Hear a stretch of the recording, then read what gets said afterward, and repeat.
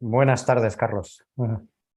Hola, buenas tardes, José. Hoy tenemos con nosotros a Carlos Bergera. Carlos es de Alsasua, estudió ingeniería en Tecnun y ha trabajado 21 años, que es nada más y nada menos, en Iberdrola. De Iberdrola has salido para participar en el proyecto en el que estás ahora implicado, ¿verdad, Carlos? Así es, sí, sí. O Eso sea es. que ya con unos ciertos años dijiste, ya o lo hago ahora o ya no lo hago nunca, ¿no? Porque ya... Así es, sí, sí, esa es un poco la idea, porque siempre he sido una persona con inquietud emprendedora y creo que este era pues el momento adecuado de mi trayectoria profesional en donde podía pues aprovechar esta oportunidad y aportar la experiencia y la trayectoria que tenía en Iberdrola y en alguna otra etapa anterior. Por lo tanto, sí, creo que se conjugaron las condiciones como para que fuera el momento adecuado, sí. El proyecto, por cierto, que no lo hemos dicho, se llama CETRAC, que es una contracción de Agria Zero Emissions, ¿verdad? O Bueno, CETRAC, es una marca sí, de... sí, la sociedad es Agria Zero Emissions, pero CETRAC, que es la marca, responde a las siglas Zero Emissions, ZE, Zero Emissions, TRAC, que tiene un doble sentido. Por un lado, la abreviación de tractor, pero también en inglés, acabado en K, significa surco o pista, por lo tanto es un surco, cero emisiones, que hace alusión, pues eso, también a la etapa a la nueva etapa en la agricultura que queremos contribuir a desarrollar, que es también la descarbonización de la agricultura, la electrificación, la automatización, etcétera. Porque, para el que no lo sepa, Agria, que es la empresa matriz, entiendo, de Agria Zero Emissions, es una empresa que fabrica tractores. Sí, Agria es uno de los socios promotores de Agria Zero Emissions y que tiene una trayectoria de más de 50 años de producción industrial, de maquinaria agrícola y de construcción. Fabrican tractores para la agricultura, también dumpers, carretillas elevadoras, y Agria pues es uno de los socios promotores junto con Whitehall Family Office de Alejandro Ormazábal, vicepresidente del Grupo Velatia. Muy bien. Bueno, el proyecto tiene dos socios como fundamentales, como has dicho. No sé si tú también te has implicado como socio. Sí, yo también cuando fui invitado, pues me dieron la oportunidad de también hacer una aportación y convertirme en socio, por lo tanto soy socio, CEO, y hay otra persona que también forma parte de la plantilla, que es Iñaki Rezola, que proviene de CUSI, también del Grupo Velatia, y que también es socio y directivo de la empresa. Luego, esto ocurrió, la constitución de la empresa, la primera ampliación de capital con estos socios, pues se hizo el primer trimestre del año pasado, del 2022, y luego a finales del año, en octubre, noviembre, creo que fue a finales de octubre, se incorporó otro socio con carácter de socio fundador, aunque se incorporó un poco más tarde, que es Equiplan, que es una ingeniería con sede en Navarra, que es una ingeniería de desarrollo de producto y que de algún modo es también socio y aporta el know-how como ingeniería de desarrollo de producto al trabajo que estamos haciendo para desarrollar maquinaria para la agricultura. Ajá. Antes, que tengo muchas preguntas y casi no sé ni por dónde empezar, porque nos tienes que contar qué es lo que queréis, qué es lo que estáis haciendo, pero antes me gustaría que habláramos de cómo surge la idea, quién es el ideólogo, cómo logra meter a tantos actores tan importantes en el proyecto. Sí, bueno, pues resumidamente, pues había una relación de conocimiento personal y profesional entre los socios de Agria Hispania y Whitehall, Alejandro Ormazábal y su equipo en otros proyectos. Y entonces, bueno, pues Agria Hispania estaba buscando, pues, desarrollar o adaptar, mejor dicho, su negocio tradicional a las nuevas circunstancias del sector agrícola y eso suponía pues apostar por nuevas tecnologías, por la digitalización y también por la electrificación de la maquinaria. Entonces, bueno, las conversaciones que hubo entre Whitehall y Agria Hispania confluyeron o terminaron con el acuerdo de hacer efectivamente esa colaboración, pero hacerla en el entorno de una empresa nueva, no hacer las inversiones en la empresa existente, sino crear una nueva empresa, una nueva marca, obviamente con el apoyo y la tutela de los dos socios principales promotores, pero con la idea de que a través de una empresa nueva pues fuera más ágil, más fácil hacer las innovaciones, las inversiones en nuevas tecnologías que preveían hacer y también, bueno, pues contar con eso, más agilidad y más capacidad de desarrollar producto junto a la empresa tradicional, pero al mismo tiempo en una empresa nueva que se constituyó. Y bueno, y en el marco de esa relación y del conocimiento que yo tenía particularmente pues desde hace tiempo con Alejandro Ormazábal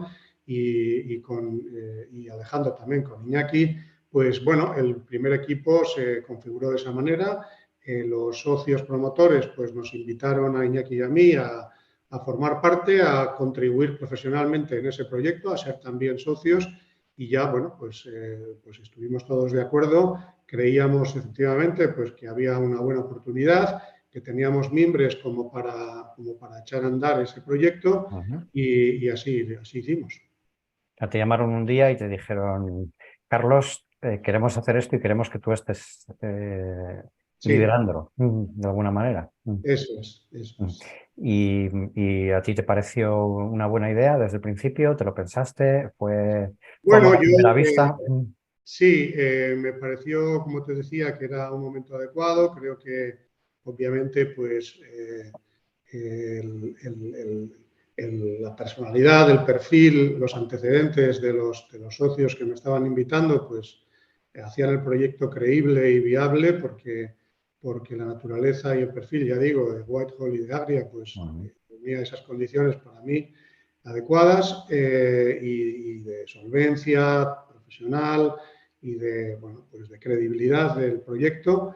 Y bueno, pues es verdad que yo no tenía experiencia en el sector agrícola, yo tenía obviamente experiencia en el sector energético, pero tanto en mi etapa en Iberdrola como en etapas anteriores sí que había digamos, un hilo conductor que he tenido, pues afortunadamente en mi trayectoria profesional, que es que siempre me ha tocado, he tenido la suerte, la inmensa fortuna de que me ha tocado siempre empezar proyectos desde cero. Es decir, que ya digo, tanto en el caso de Iberdrola, pues primero se me ofreció cuando entré en Iberdrola en el año 2000, poner en marcha, obviamente con todo el equipo que me acompañó, poner en marcha una central eléctrica en el sur de Navarra, una central de ciclo combinado en Castejón, y lo que me encontré fue un terreno recién comprado en donde había que montar una central eléctrica. Entonces, bueno, pues tuve esa suerte de formar parte de ese proyecto, de empezar desde cero, de contratar todos los equipos y de desarrollar todo el proyecto. Eso culminó en el año 2003, cuando se inauguró la central, y tuve la suerte también de comenzar todo el proceso de puesta en marcha y explotación de la central. Posteriormente, en el año 2010, pues como consecuencia de cuál era la situación también, la coyuntura energética en España y cuál era la situación de las centrales de ciclo combinado, pues cambió un poquito el perfil de lo que se necesitaba en la central y entonces me ofrecieron empezar un nuevo proyecto en Iberdrola, que es el proyecto del negocio potencial, digamos, de la movilidad eléctrica, de los coches eléctricos. El papel de Iberdrola en ese negocio era, obviamente, desarrollar todo lo que tenía que ver con la infraestructura de recarga y eso empecé desde cero, formamos un equipo de 4 o 5 personas y desde el año 2010 empezamos a pensar, bueno, ¿qué es lo que hay que hacer en movilidad eléctrica, en coches eléctricos y en recarga? Y entonces, bueno, ya ves que que hoy en día pues ya se está hablando de inversiones en Volkswagen Navarra, en Mercedes, en Vitoria, en la planta de baterías de Volkswagen en O sea que Sagunto. tú igual tuviste algo que ver con que Iberdrola invirtiera en Wallbox. Bueno, no, digamos que no Bueno, fui el es que... verdad que es Perseo, pero Perseo es 100% Sí, Iberdrola. eso es. Entonces, bueno, yo formé parte de esa decisión y estaba en el equipo de movilidad eléctrica y tuve bastantes reuniones con Wallbox cuando estaban empezando con ese proyecto. Y sí, tú tengo la suerte, algún día igual escribo las cosas tan interesantes de las que he formado parte. También del proyecto de Future Fast Forward de Volkswagen, de SEAT en España, que ha culminado en lo que ahora llamamos como PERTEBEC, y también formé parte del equipo que trabajaba con SEAT en desarrollar ese proyecto. Y como te decía, bueno, pues siempre he tenido la suerte de empezar cosas desde cero y cuando ya esas cosas pues estaban en marcha, pues empezar otra vez a resetearme y a empezar desde cero. Y en este caso se me planteaba lo mismo, es decir, había que empezar con un proyecto de electrificación de maquinaria agrícola y me ilusionó pues volver a tener la oportunidad de empezar un proyecto desde cero y creo que en ese sentido mi trayectoria profesional pues ya digo, tiene ese nexo común de que siempre me ha tocado poner cosas en marcha desde cero y entonces me ilusionó volver a tener un proyecto con ese perfil. Y Carlos, aquí hay dos agentes que también están tocados en una decisión de este tipo. Es por una parte la familia, vamos a decirlo en casa. No sé qué les pareció de repente que decidieras dejar tu trabajo y estar de socio en una empresa nueva. Ahí, es verdad que con buenos socios, o sea que tampoco estabas solo. Y luego está la empresa en la que trabajabas, como les sonó que les Sí. abandonaras, entre comillas. Muy bien, sí, pues oye, la verdad es que no me esperaba que me hicieras estas preguntas, pero no tengo ningún problema, al revés, encantado, porque efectivamente cuando se toma una decisión de este tipo, como la que yo tomé, pues no tienes que tener en cuenta solamente los aspectos profesionales, sino obviamente pues las implicaciones que tiene en la vida familiar. Yo pues sí, efectivamente todavía, yo tengo, bueno, una familia numerosa y tengo ya hijos que están trabajando, otros que están en la universidad y tengo todavía un hijo de 14 años que está en casa. Entonces, bueno, pues sí que me tuve que plantear, pues obviamente, si la decisión que estaba tomando era adecuada para mi familia. Y bueno, pues sopesé las circunstancias y también es verdad que Iberdrola, que yo, como te he dicho antes, seguiré siendo y seguiré llevando la camiseta verde de Iberdrola porque tengo que decir que la decisión de salir de Iberdrola pues fue bueno, de mutuo acuerdo, muy amigable y tuve la satisfacción de que la empresa se portara muy bien conmigo, de que mis compañeros pues también fue muy emocionante pues poder tener que despedirme, pero las condiciones, digamos, del acuerdo que alcancé con Iberdrola eran suficientemente atractivas y me permitían emprender una nueva etapa pues contando con ese acuerdo con Iberdrola y por lo tanto pues teniendo yo creo que bueno, pues la suerte de poder hacerlo con las garantías. Es verdad que no sin asumir un riesgo, porque es evidente que bueno, pues empezar una nueva empresa y una etapa, pues es asumir un riesgo y por lo tanto, al final uno nunca sabe, pero sí que es verdad que las condiciones en general suponía no poner en excesivo riesgo el futuro de mi familia. Todavía tengo que pagar colegios, todavía tengo que pagar carreras y por lo tanto, bueno, pues tengo que seguir velando por ese bienestar familiar.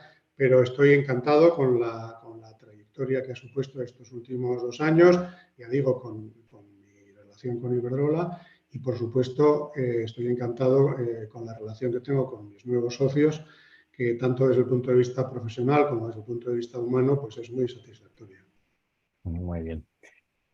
Bueno, entonces ya se tomaron las decisiones, se constituyó la empresa hace aproximadamente un año.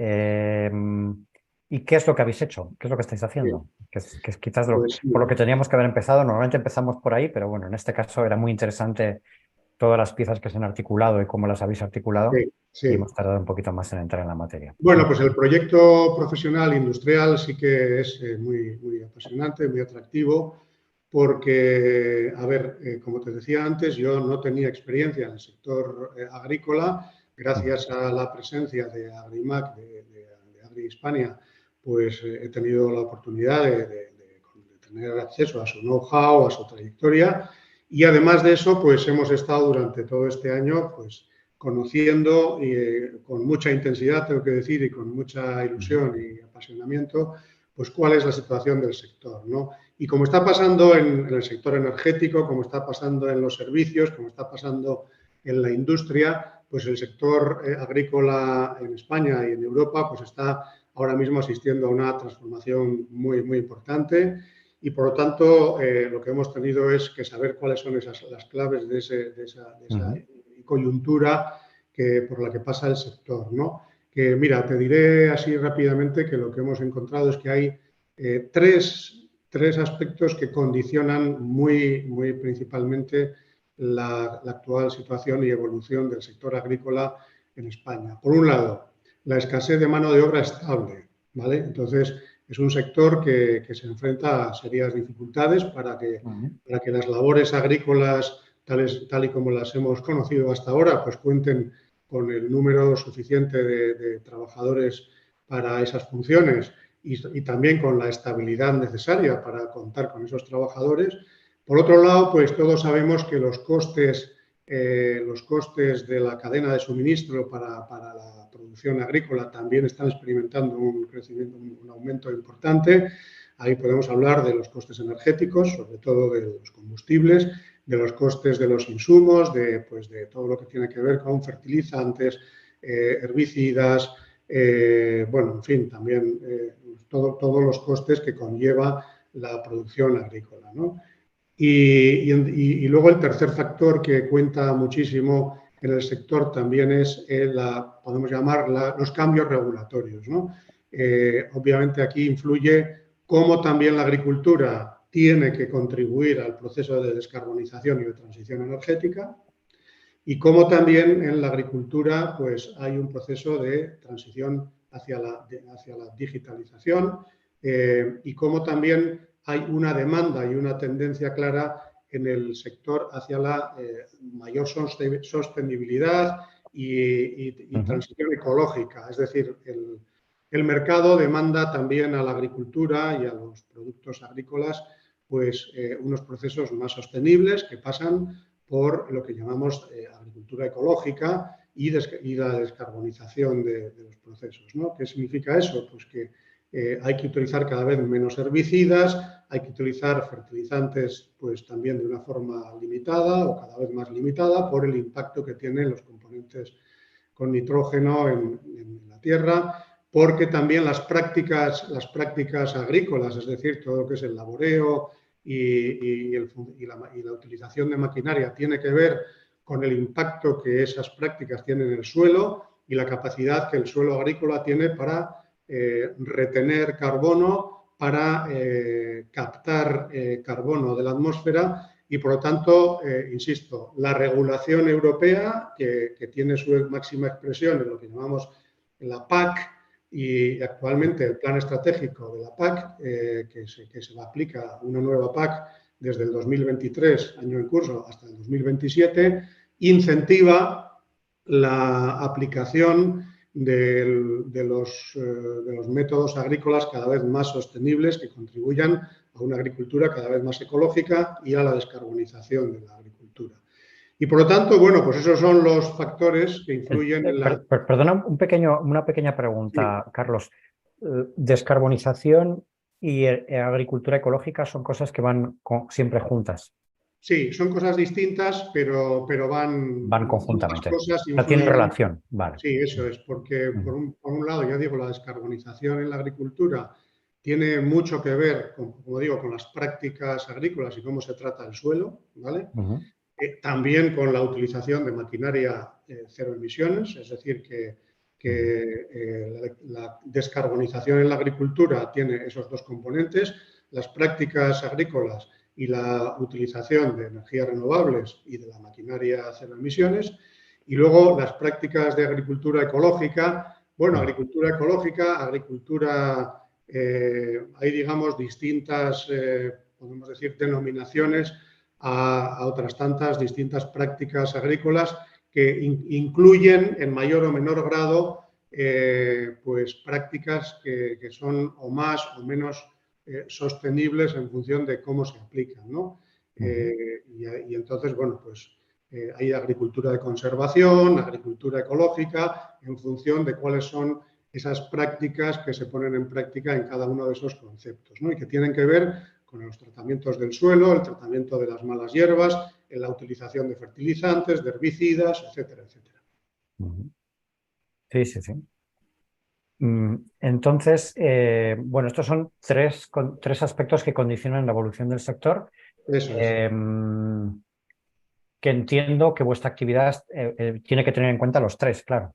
Eso es. Entonces, los tres aspectos, pues imagínate, falta de mano de obra. ¿Cómo se hace frente o cómo se resuelve en las explotaciones agrícolas el problema de la falta de mano de obra? Pues con la mecanización. Es decir, es necesario, lo que pasó ya en la industria, que es la automatización de procesos, está pasando ahora en la agricultura. Es decir, los procesos se tienen que industrializar en la agricultura, se tienen que mecanizar, y esa mecanización afecta a todos los procesos, desde la preparación del suelo a los procesos de siembra o de plantación, a los procesos de tratamiento, ya digo, de las malas hierbas, a todo lo que es bueno, pues los tratamientos, fumigaciones, etcétera, de las plantas, y finalmente a la cosecha.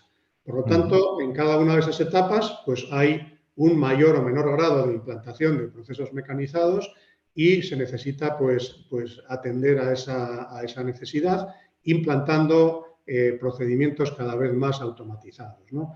Eso implica que esos procesos no solamente se mecanicen, sino que se roboticen. Es decir, que ahora mismo hay una gran tendencia en el sector para que la maquinaria no solo sea maquinaria, sino que además sea maquinaria cada vez más autónoma. Y por lo tanto, bueno, por ahí entramos en cuál es la oferta que los grandes fabricantes, los pequeños fabricantes hacen o hacemos de maquinaria que sea capaz de automatizar esas funciones agrícolas. Por otro lado, el otro aspecto que decía del aumento de los costes, se hace frente a ese aumento de los costes en lo que tiene que ver con la maquinaria, con la utilización con la electrificación. Es decir, en muchos casos, las explotaciones agrícolas, que por otra parte ya están utilizando cada vez más energías renovables, se instalan sobre todo para el uso del riego,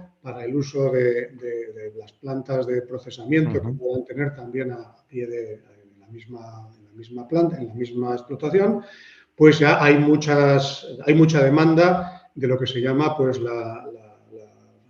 el autoconsumo fotovoltaico dirigido, orientado a las explotaciones agrícolas.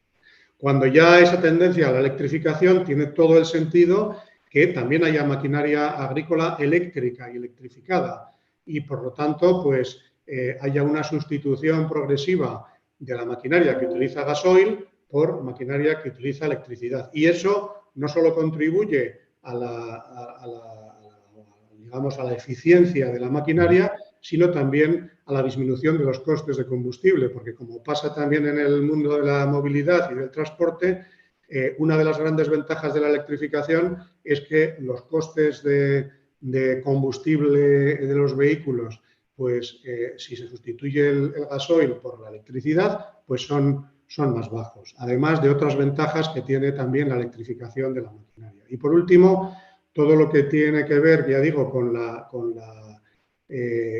sostenibilidad, con la regulación en el sector, también conlleva la implantación de habrás oído hablar seguramente de la agricultura de precisión, de lo que se llama la agrotecnología, que implica pues que cada vez los procesos agrícolas son más digitales, Y esa digitalización digamos que va casi de la mano también con la automatización y la electrificación. Es decir, que en la medida que estamos hablando de la implantación de robots agrícolas o de maquinaria más inteligente, pues casi necesariamente esa robotización y esa inteligencia va ligada a la electrificación.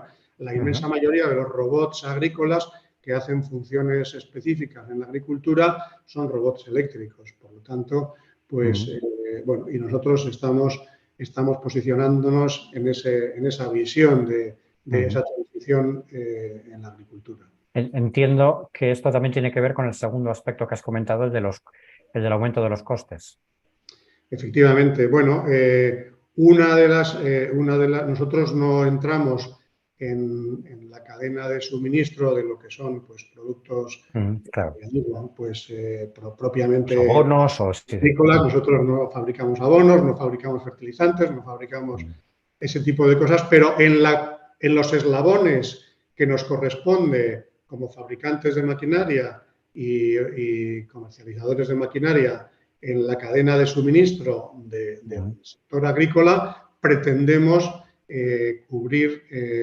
contribuir también a la disminución, no solamente a la electrificación, a la descarbonización, sino a la disminución de los costes de la cadena de suministro de las explotaciones agrícolas, gracias a que una maquinaria cada vez más electrificada también contribuye a la reducción de los costes de esa cadena de suministro.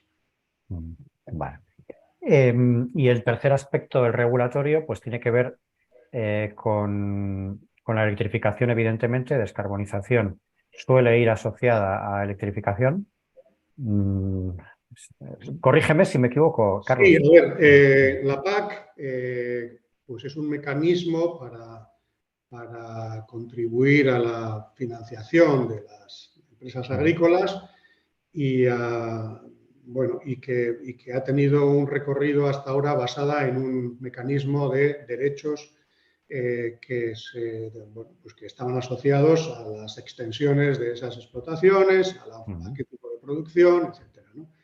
Pero en la nueva PAC, que se pone en marcha a partir de, ya digo, de este año, digamos, esos derechos siguen existiendo, pero las subvenciones que se aportan a las explotaciones agrícolas a través de la PAC tienen cada vez menos que ver con los derechos consolidados y cada vez más con la introducción de prácticas, ya digo, de agricultura ecológica y de agricultura más sostenible. De manera que se va a primar la obtención de más subvenciones asociadas a la PAC a aquellas explotaciones que contribuyan de una manera más eficaz a unas prácticas o a unos métodos de trabajo más sostenibles. ¿Y eso cómo se hace? Pues ya digo, con el modo en que se trabaja el suelo, con los productos que se utilizan en las explotaciones agrícolas y también, obviamente, con la utilización de maquinaria cero emisiones, porque eso contribuye a disminuir la huella de carbono de la cadena de suministro. Por lo tanto, una de las posibilidades que tienen las explotaciones agrícolas de disminuir su huella de carbono y de tener unas prácticas más sostenibles es la utilización de maquinaria inteligente, de maquinaria eléctrica. Sí, sí. Entonces, ahora te quiero preguntar por el producto. Estáis desarrollando producto. Eso es. ¿Este producto va vinculado a los productos que ya tenía AgriHispania o son productos completamente nuevos? Bueno, hay que decir que efectivamente el paradigma de la maquinaria agrícola, tal y como lo conocíamos hasta ahora, es el tractor, ¿no? Es decir, que bueno, hay muchos tipos. La cosechadora, sí, hay... Bueno, sí, la cosechadora también, pero digamos el rey de la maquinaria eléctrica pues es el tractor, ¿no? Y hay muchos tipos de tractores. Hay tractores de más de 400, 500 caballos, en fin, que se utilizan sobre todo en explotaciones más de cereal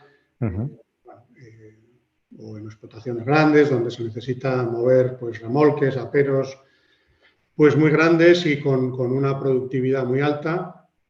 Y hay tractores pequeñitos de 10 caballos, de 15 caballos y, por lo tanto, bueno, pues nosotros estamos orientados en ese sentido a aquellas máquinas con menos potencia y con aplicaciones más en el ámbito de la horticultura, fruticultura. De hecho, en la jerga, pues a este tipo de tractores más pequeños se les llama tractores fruteros, ¿no? O utilitarios. Pero son tractores que, por otra parte, no van, su demanda no va a menos, sino que en algunas explotaciones, por ejemplo, en viñedo o en frutos secos o en frutos rojos, pues los tractores más pequeños se adaptan más a la fisonomía de cómo se configuran digamos, los productos o las plantas en explotación y, por lo tanto, se utilizan más casi esos tractores un poco más pequeños que los grandes.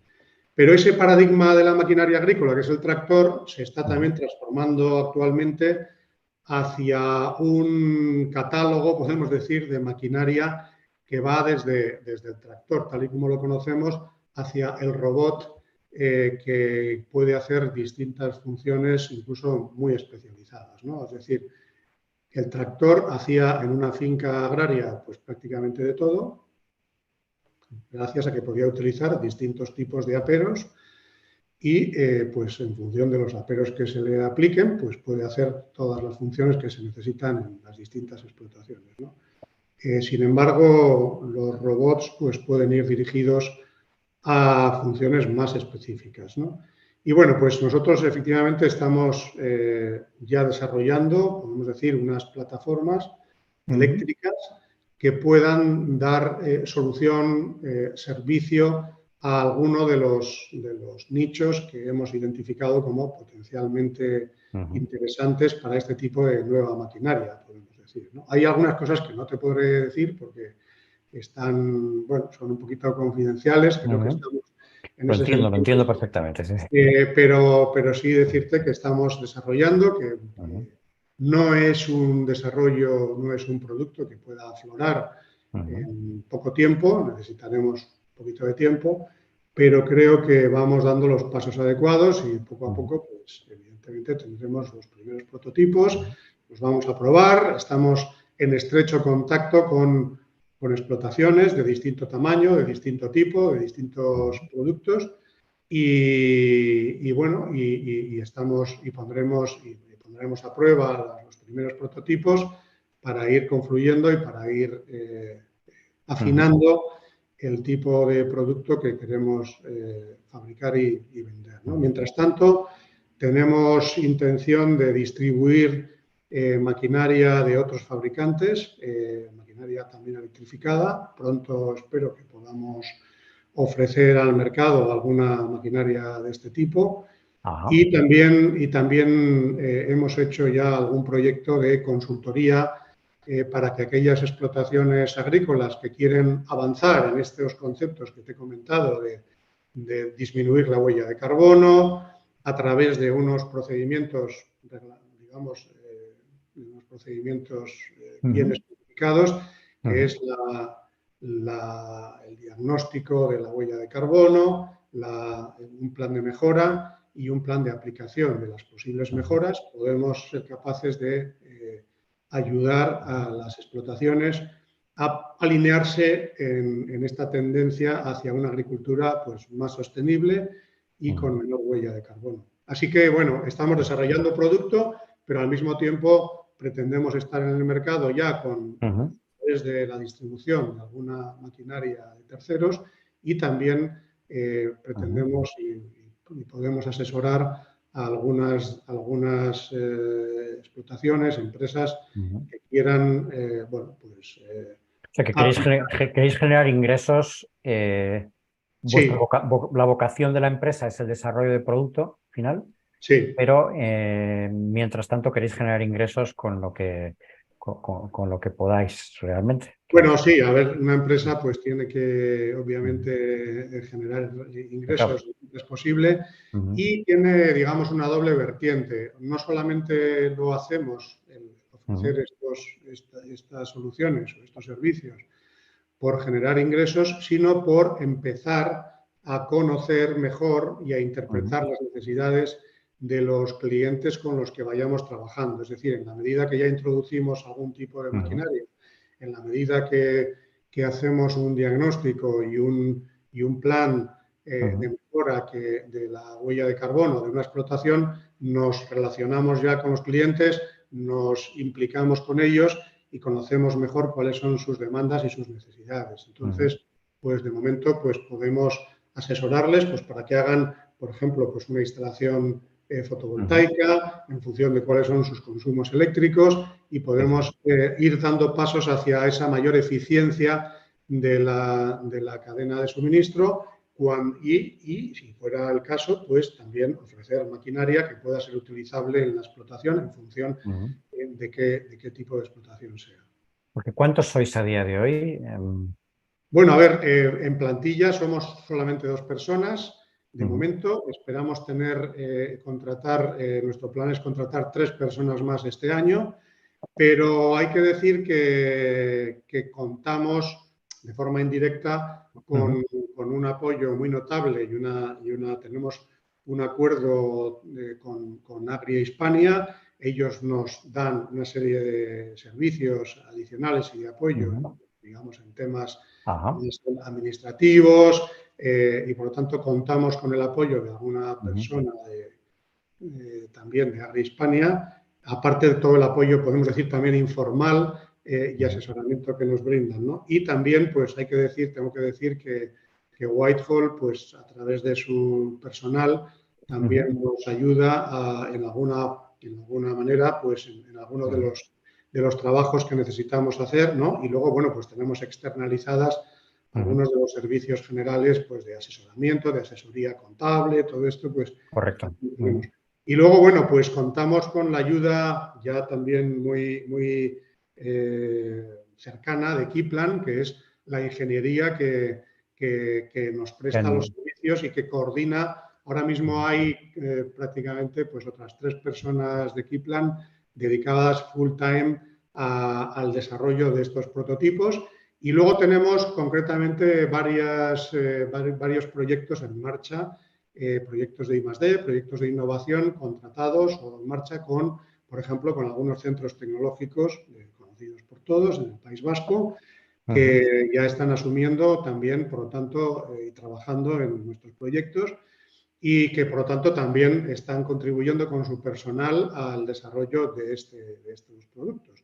Así ujú, que, bueno, pues, insisto, directamente ahora mismo, pues 2 personas en plantilla, con la idea de ampliar la plantilla a lo largo de este año ujú, y podemos decir que un equipo ya importante, relativamente importante, de ujú. gente trabajando en el desarrollo de lo que estamos haciendo. Un par de preguntas que igual no me puedes contestar, pero yo te las hago de todas formas. Ya para terminar. ¿Cuál es el horizonte que tenéis para que la empresa sea rentable? Bueno, obviamente tenemos un horizonte de rentabilidad, si no, no seguiríamos dando Ujú, pasos, ¿no? evidentemente. Ujú. La rentabilidad vendrá pues por la venta de los productos Sí, que vamos a poner en. me refería por horizonte me refería a partir de qué año habéis Bien, estimado. Mm, estamos terminando prácticamente ya de tener cerrado un plan estratégico. Ese ujú, plan estratégico abarca del año actual al 2025, ¿no? Y van a ser unos años en los que es una empresa podemos decir, de maduración lenta y de inversión intensiva. Por lo tanto, ujú, bueno, pues son años en los que sobre todo vamos a realizar inversiones, también contando con la ayuda de los fondos Next Generation, de los programas ujú. en los que ya contamos con Sí, subvenciones sí. confirmadas y con las que esperamos contar. Por lo tanto, Ujú, la inversión de los socios se acompañará con las ayudas que ahora mismo hay, pues porque creemos que estamos haciendo una contribución a los ujú, fines de los fondos alineada con ujú. los objetivos de los fondos Next Generation. Y bueno, esperemos, ojalá ya en el 2025 podamos poner a la venta, pero es un poquito pronto para confirmar si en el 2025 o quizá más en el Bueno, 2026. eso es poner a la venta que no significa rentabilidad, porque. Bueno, Evidentemente efectivamente. no vais a vender Bueno, todo pero desde el principio no, como efectivamente, churros. sí, no, y además las inversiones en estos 3 años van a ser Ujú, importantes, por lo tanto, la amortización de esas inversiones a través de la generación de ingresos por la venta del producto, pues van a ujú, llevar un tiempo, ¿no? Entonces, bueno, pues esperemos que a lo largo del 25 y el 26 empecemos ya la producción industrial y a escalar los productos que vamos a ir lanzando al mercado, ¿no? Habrá que ujú, empezar por uno, pero hemos identificado distintos nichos y, bueno, y Dios mediante, pues iremos pues creciendo con otros nuevos, pero vamos a enfocarnos ujú, ahora en los primeros. Y bueno, tenemos que, creo que desde el punto de vista industrial creemos que podemos hacer una contribución en un nicho interesante también en el elenco de lo que es la industria ujú, del País Vasco. Creemos que es digamos, una oportunidad y un nicho de oportunidad para también la creación de empleo y de ujú, industria en relación con estas oportunidades que hay en el sector agrícola. Es un tipo de producto bastante intensivo en tecnología, porque ujú, insisto que va acompañado con una capa de digitalización, una capa energética, aparte de todo lo que tiene que ver con los desarrollos propios del powertrain de los vehículos. Por lo tanto, se conjugan muchas tecnologías muy actuales y, por lo tanto, creo que es una oportunidad de creación de valor industrial muy importante y esperemos contar con el talento suficiente como para, bueno, dar respuesta a todos esos retos. Pero sí, esperemos que una vez que superemos esa etapa, digamos, de maduración y de desarrollo, a través del primero y esperemos que de sucesivos productos, podamos ir rentabilizando las inversiones que tenemos que hacer ahora. ujú. ¿Y qué expectativas de facturación tienes ya a largo plazo, claro? Cuando tengáis ya productos en el mercado, cuando ya estéis en unas condiciones normales, o sea, ¿cuánto se puede llegar a facturar? Entiendo que el proyecto es internacional, no solamente para vender Sí, en España, ¿verdad? nuestro alcance va más allá de las fronteras de España, pues estamos contemplando, a ver, es un poquito prematuro para decirlo, porque estamos enfocados ahora en una época de Bueno, pero seguro que desarrollo. habéis hecho Excel Bueno, o hemos hecho cosas análisis de de estas. Portugal, de Francia, Ujú, incluso hemos analizado México y otros países sudamericanos. Allí pues hay algunos productos pues, que tienen potencial para el tipo de ujú, producto que nosotros vamos a desarrollar. Y bueno, esperemos que algún día podamos estar en otros mercados. El potencial es grande. Bueno, no te puedo decir, o sea, ya digo, ahora estamos cerrando y precisamente estamos tenemos pendiente cerrar lo que es el plan de negocio, ujú, pero no te puedo decir ahora mismo ni me ujú, voy a aventurar a decir, bueno, vamos a facturar pues X millones de euros a partir de tal año, ¿no? Estamos ujú, yendo, yo creo que se hace camino al andar y ujú, creo que el potencial es grande, ujú, creo que estamos en el momento adecuado, en el lugar adecuado ujú, y bueno, creo que nuestro reto hasta el 2025 sobre todo es centrarnos en el desarrollo de producto y en esos productos que tienen un potencial de mercado porque son productos de ujú, nicho. Tenemos un gran respeto por los grandes players que hay en este sector, que todo el mundo pues, nos vienen a la cabeza, los grandes fabricantes de ujú. maquinaria agrícola que hay en el mundo. Pero bueno, creo que podemos tener la oportunidad de ocupar algún lugar y esperemos que a partir del 2025 tengamos un plan estratégico 2026-2030 en donde sí que ahí realmente habrá cifras importantes de facturación y de rentabilización del esfuerzo que hagamos en estos primeros años. Muy bien. Pues muchas gracias, Carlos, por todo tu tiempo y tus explicaciones y muchísima suerte con el proyecto. Muy bien, pues gracias en fin, por el interés que has tenido y espero que sea Muy bien. bueno, pues de interés para ti y para los seguidores, oyentes y Desde, suscriptores de Ganancia, pues para que bueno, contribuyamos a la línea editorial que tenéis, ¿vale? desde luego, Carlos, muchas gracias. Gracias a ti. Venga, hasta otra ocasión.